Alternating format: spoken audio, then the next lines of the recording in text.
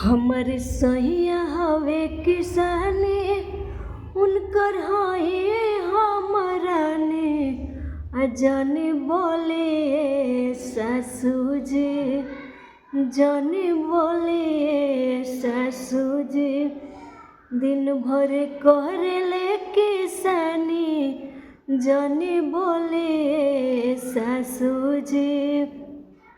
रउआ तो बैठल बैठल घरवे में खाइला, ना जानी ना कि इहो कहवा से आवेला, ना जानी ना कि इहो कहवा से आईना कि जानी बोले सासू जी।